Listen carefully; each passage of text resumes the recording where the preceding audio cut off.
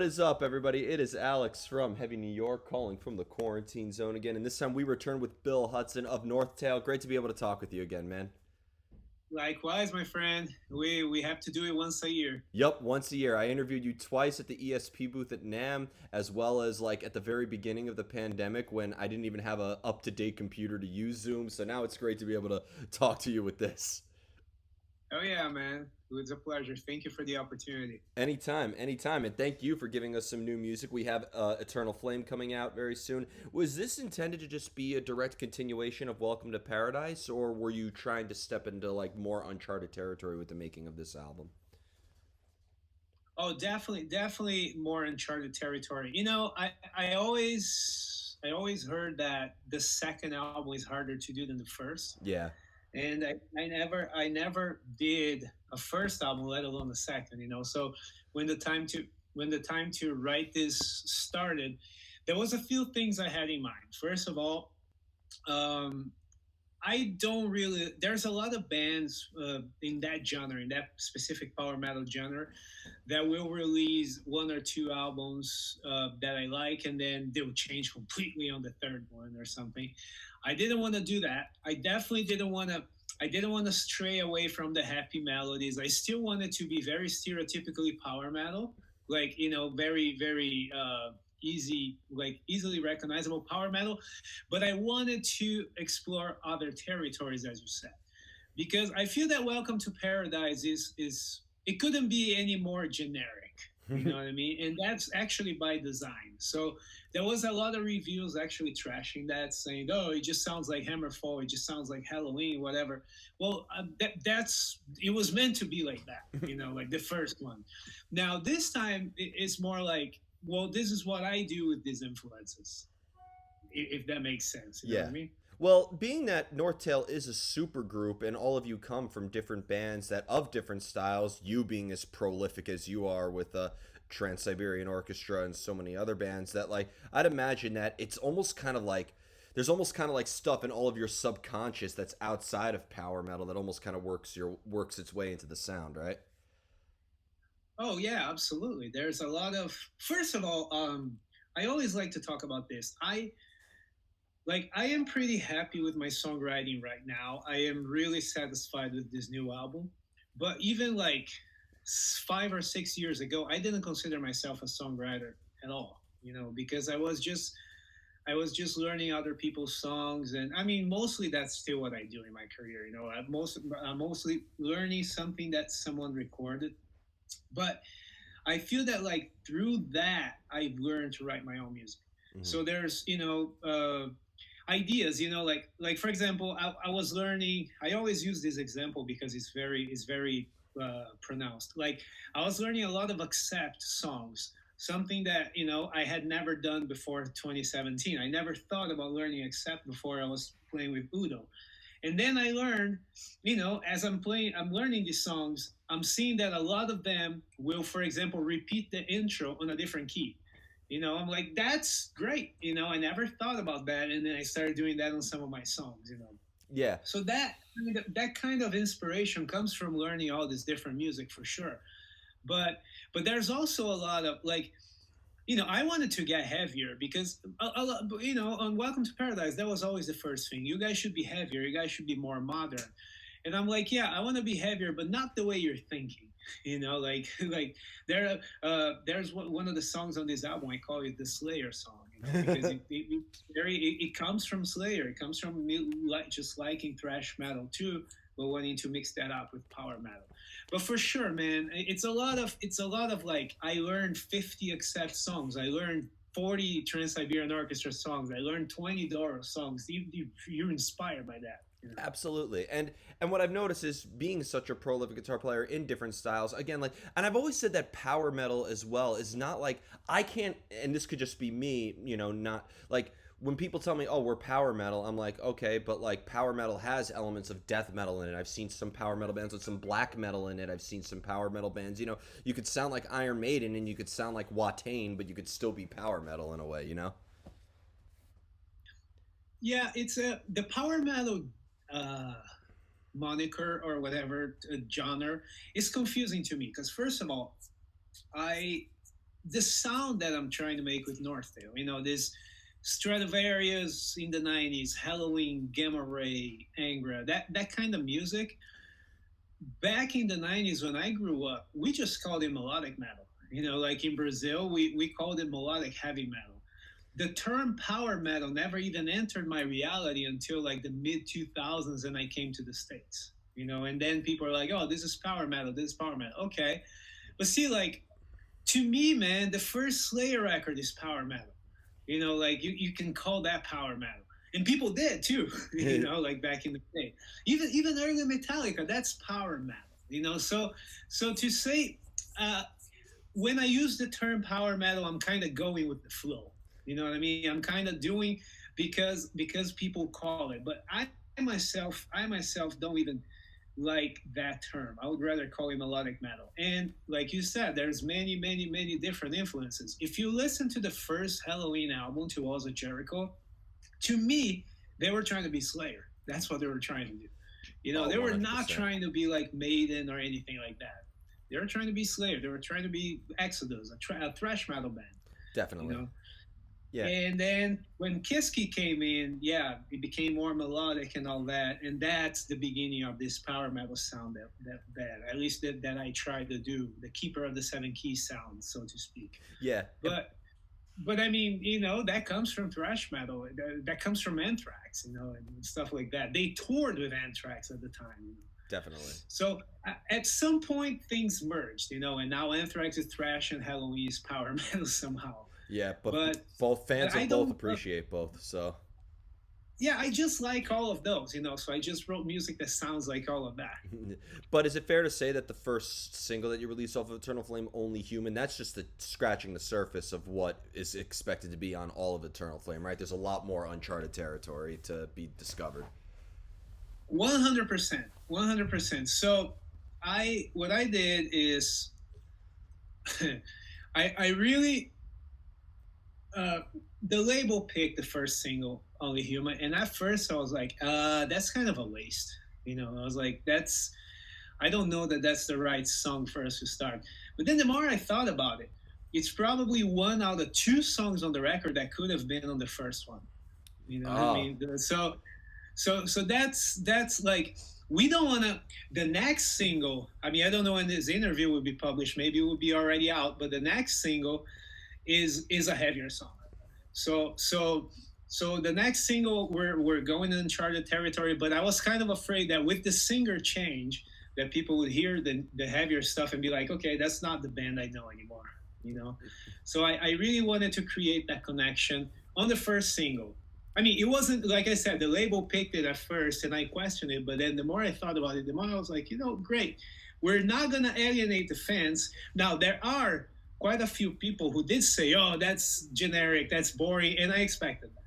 yeah. So it's okay because they're not gonna say that about the next one. Definitely, definitely. And I mean, in terms like I listened to the album and I couldn't agree with you more. I think Only Human is like the perfect like a bridge song between two albums. It is almost kind of like setting this album up to be like the direct sequel in a way, but then like you move on to, Wings of Salvation and Future Calls and then, like a song like Midnight Bells and then you really get into the new experimentation that was explored for this album.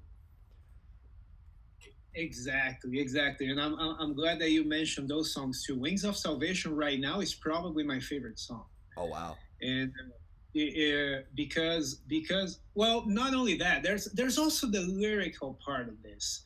So I'm glad you said that. Wings of Salvation is actually it's actually my favorite song right now on the album for more reasons than one. Because another thing that we wanted to bring out this time was a little bit of our Brazilian history, not only musically but also lyrically. So Wings of Salvation is about so Brazilians are taught in school that Santos Dumont, so it's Santos Dumont, has invented the airplane. Now, that's not something that we even argue. That's just, we know that. And then I moved to America and I learned about the Wright brothers, which I never even heard of before I came here. So I did my research. I argued with a lot of Brazilians over time, being like, no, the Wright brothers did it first. No, Santos Dumont did it first. Well, as it turns out, the Wright brothers did it first, but Santos Dumont did it better. So what the Wright brothers did, it was like 1903 or something. They basically flew like a catapult. You know, they catapult themselves and they were out for a minute and then they landed. But that was in the middle of Kansas City. Nobody really saw it. Whereas Santos Dumont was this huge celebrity at the time from Brazil, living in France, who flew around the Eiffel Tower, like in front of the entire press. So as far as like the world knew, he invented the airplane, even though he didn't. Wow. But I thought, and then this guy killed himself when he learned that airplanes were used in the war. Because, he's like, I never thought that my invention would be used for brother to kill brother. That happens a You lot know, throughout history. I was reading a story, and I'm ashamed to have the same last name as this guy, but Fritz Haber, he was the guy who first invented the idea of using gas in warfare. And his wife killed herself when she learned about the destruction and the havoc that his invention was creating. So it's actually, this is a really, really interesting concept that you create. Is there a lot of other historical reference points throughout this album? Like, is that what you tend to sing about or, write about, like, historical reference points and elements of history? there's more of it in this album, but well, it's not so much historical as it is more Brazilian. You know what I mean? I talked about history in this song, but it was more to bring the guy's name to the world, so more people would know about him. Because through all that, oh, who did it first? Well, it doesn't matter, but this guy did it in style and killed himself when his invention became, so I wanted people to know that. Now, what there is on this album, first of all, I have a new singer from Brazil, which, I mean, in itself was a fucking huge pain in the ass because all of the paperwork involved. I can't have him here right now because of that. But um, with him coming in, I figured that with two Brazilians in the band, we could explore that. So for example, yeah, Wings of Salvation is historical, but then Midnight Bells is about religion. Is a religion that I don't necessarily subscribe to, but my singer does. And what that is not just any of the religions that we know here. Is like a syncretic religion of Brazil and Africa. It's called Umbanda, and where people literally speak to the dead. At least they believe they do. And it's not like with ghosts; it's someone incorporated. So I've seen a lot of these sessions, and what does happen is whoever is incorporating completely changes their voice and demeanor, and something happens to that person, and then they're speaking a different language, and you're talking to someone who died. Our singer is a big part of this religion. Midnight Bells is all about his spirit protector. It's so interesting, Um, these different concepts that are explored. Did you think of these concepts, like Wings of Salvation or Midnight Bells? Did you have these ideas of the meaning in mind before you started writing the music, and maybe that influenced the sound that we're hearing? yeah, oh, absolutely. Wings of Salvation, because it was all about the airplane. When I was working with the orchestrator, I told him because Bruno, a Brazilian orchestrator who worked on this record with me, he does film score, and I told him, listen, this song is about the inventor of the airplane, so we need lithium mode, because I know that, and then just something you'd write about if you saw a plane taking off in a movie, and then he delivered it. I'm like, yes, exactly. So yeah, that is how we explore the concepts with Wings of Salvation. That was the case. I had the concept and I did everything around it. Midnight Bells was different. Midnight Bells, I didn't write the lyrics. My singer did, and I just gave him the music, and I was like, we should talk about something that's really dark and heavy, and we were trying out, like more aggressive themes, like, but then he's like, my guardian, my spirit protector is perceived by a lot of people as the devil because he has the horns and all that and the trident, and it's not the devil. It's a good spirit that does things in order to receive more light, but I'm like, that can easily be translated like that. So we talked about the dark because the rituals are in the dark and how he's the lord of the dark, and he could come across as an evil song, but it's not, it's just about the spirit. You, if you're So if you're taking inspiration that was from on purpose.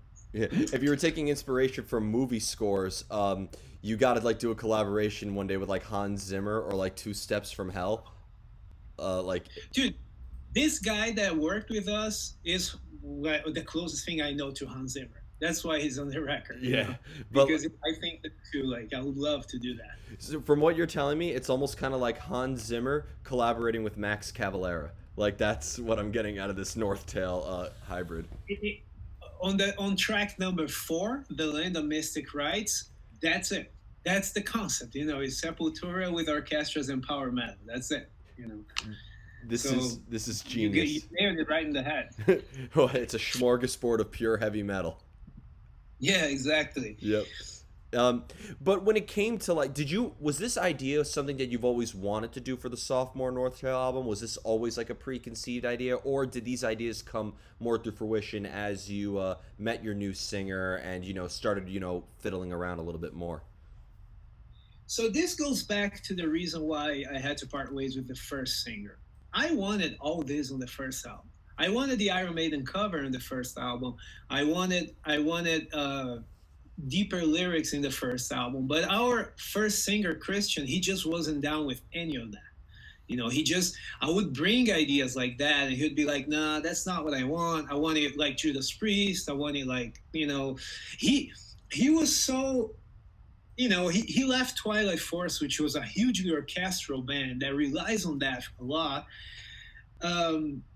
But he was kind of afraid of that. He didn't want to use backing tracks live. He didn't want to have orchestrations on the songs.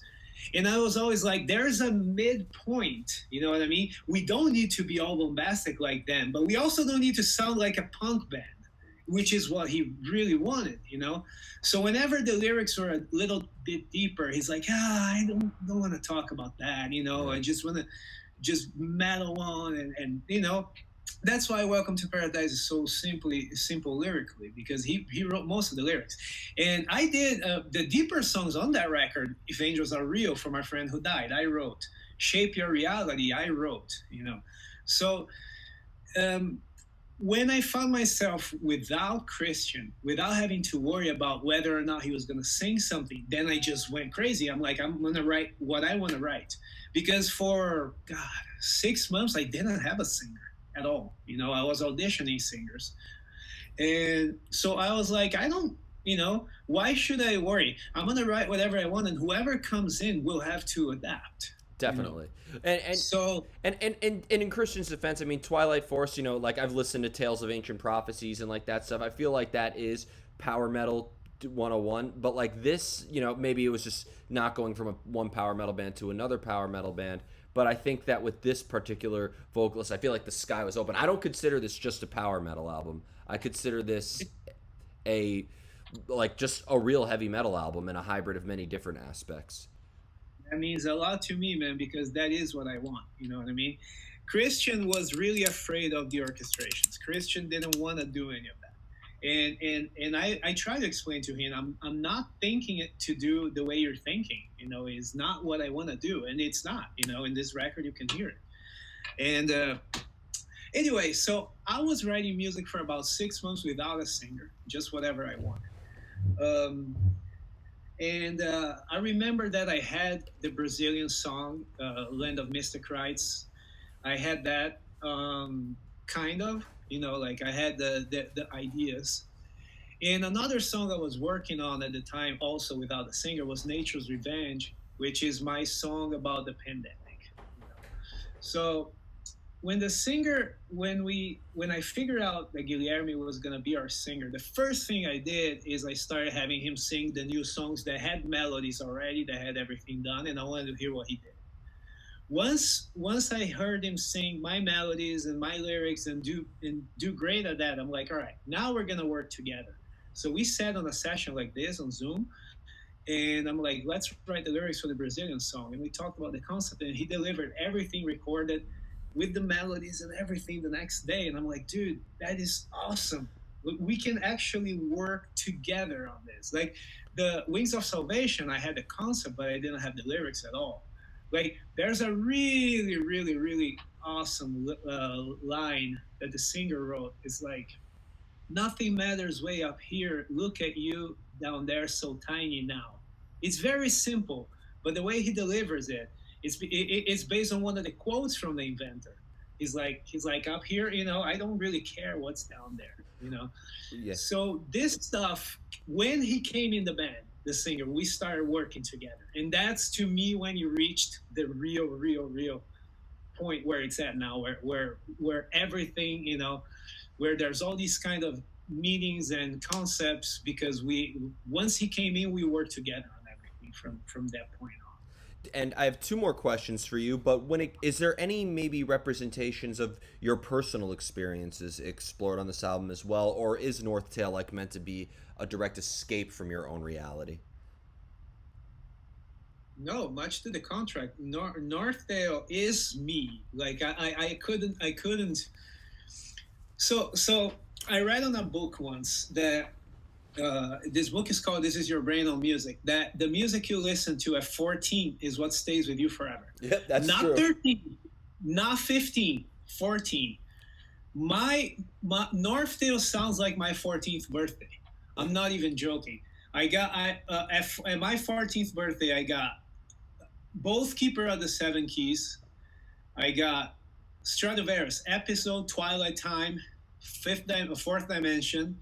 I got Gamma Ray, Land of the Free. I got like a shitload of power metal albums because I was kind of getting into it with Angra because I was in Brazil.